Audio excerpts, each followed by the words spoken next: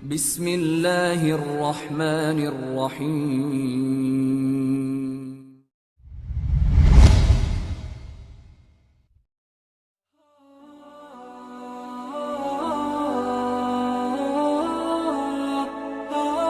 Setelah 10 tahun Nabi SAW berdakwah di Mekah, 10 tahun, tahun ke-11 terjadilah hiburan Allah SWT untuk Nabi SAW dengan dua kejadian besar. 10 tahun itu tidak ada yang beriman dari masyarakat Mekah kecuali 153 orang saja.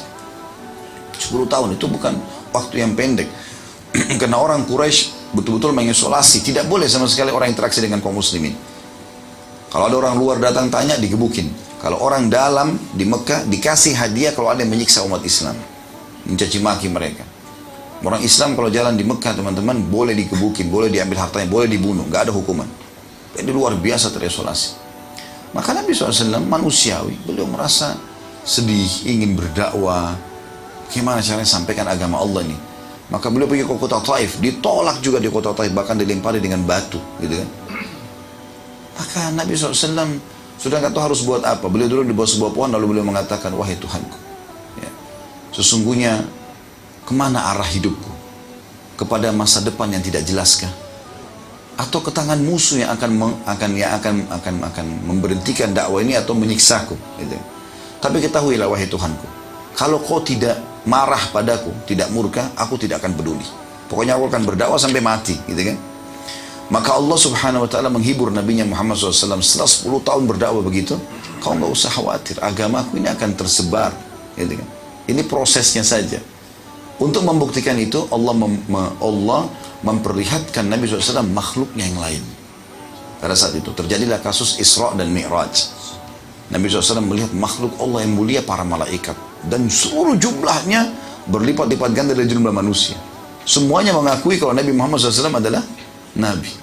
Karena Nabi SAW untuk Mi'raj ke langit, mereka mengatakan keselamatan untuk wahai Nabiullah.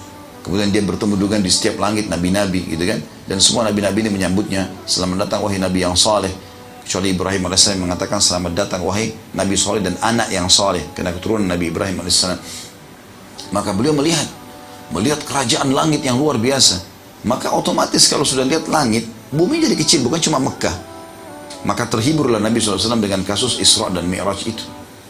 Bahkan dalam riwayat dinukil, termasuk Ibnu Katsir rahimahullah menulis dalam tafsir surah Isra, menukil riwayat ini bahwasanya Nabi SAW waktu ke Palestina dan mengikat tali borak kuda yang ditunggangi oleh beliau yang bersayap itu. Dan sampai sekarang teman-teman kalau ke Palestina bisa melihat itu tentunya ya. Nah pada saat itu Nabi SAW mengimami ya, seluruh nabi-nabi. Allah mengutus 124 ribu nabi. Bagaimana Allah datangkan? Allahu a'lam. Yang jelas pada saat itu hadir semua dan Nabi SAW mengimani mereka. Jadi Nabi diperlihatkan oleh Allah SWT ini loh. Ya, ada yang mengakui kau sebagai Nabi. Quraisy itu kecil. Yang kedua, setelah pulang Isra Mi'raj terjadi masuk Islamnya golongan jin Nusaybin. Ini juga Nabi. Ada makhluk Allah yang lain selain malaikat. Ini ada jin datang. Nabi SAW jalan bersama Abdullah bin Mas'ud radhiyallahu anhu di sekitar kuburan Ma'la, ya, kuburan Khadijah radhiyallahu anha. Kemudian Nabi SAW menggaris tanah sambil mengatakan pada Abdullah bin Mas'ud, jangan kau lewati garis ini. Kata Abdullah bin Mas'ud dalam riwayat sahih, saya melihat Nabi SAW jalan sampai di kejauhan.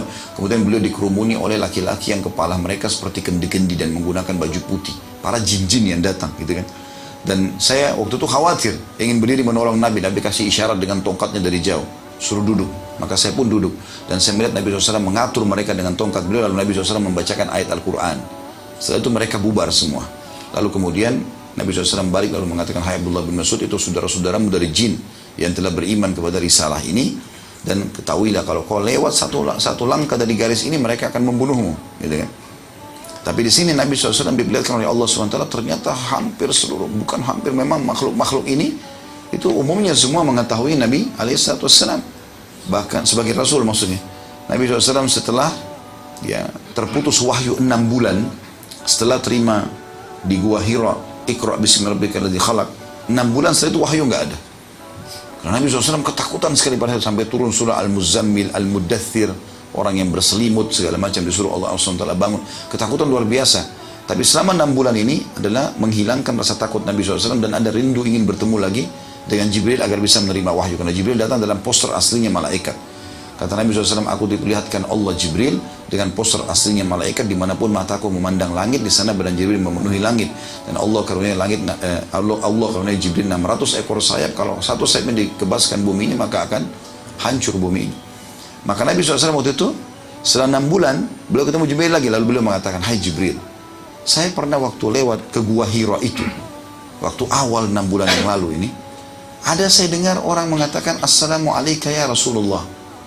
Dari mana itu? Kata Jibril AS dalam hadis Bukhari, itu batu yang mengucapkan salam kepadamu. Jadi batu, air, semuanya ini, makhluk Allah ini mengenal Nabi SAW. Yang tidak mengenal Nabi SAW dan tidak beriman pada Allah, segelintir kecil, makhluk kecil dari manusia sama jin saja. Yang lainnya ini semua beriman kepada Allah SWT dan mengetahui risalah Nabi SAW. Beruntunglah kita termasuk orang-orang yang sudah beriman kepada beliau alaihissalatu wassalam.